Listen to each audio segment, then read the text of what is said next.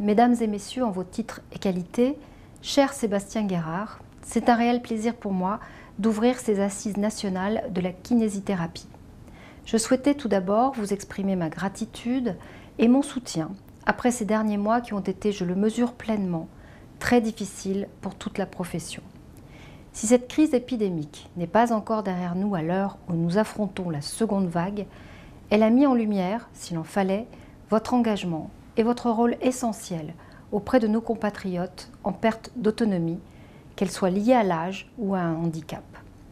Combien de résidents d'EHPAD qui ont dû rester pendant de longues semaines au lit, confinés dans leur chambre, auraient connu une perte d'autonomie encore plus importante sans l'intervention des masseurs kinésithérapeutes.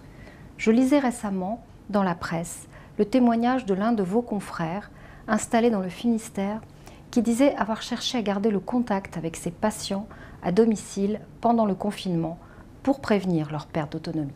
Il disait « J'étais parfois une de leurs seules visites de la semaine. Je les soignais bien sûr, mais je leur apportais aussi une présence nécessaire en essayant de rester positif.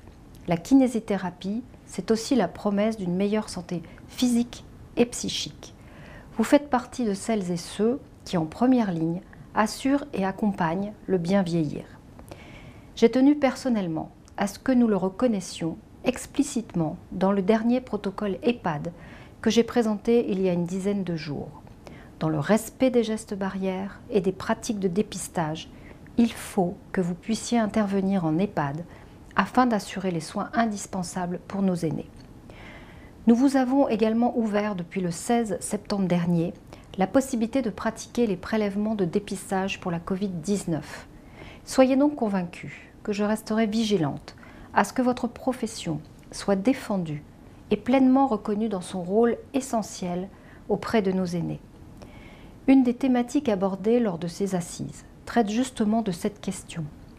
Le vieillissement de la population, anticiper l'offre de soins pour répondre à ce phénomène. Et c'est un défi immense, nous le savons tous. Ce n'est pas un défi pour dans 10 ou 20 ans, c'est un défi pour aujourd'hui. En effet, en 2025, il y aura 1 million de personnes âgées de plus de 75 ans supplémentaires.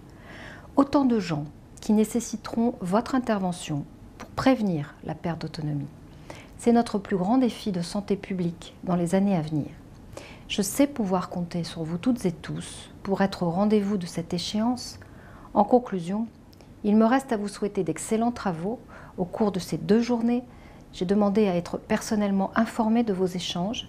Nul doute qu'ils contribueront à enrichir le projet de loi Grand Âge et Autonomie que je présenterai dans les tout prochains mois. Je vous remercie.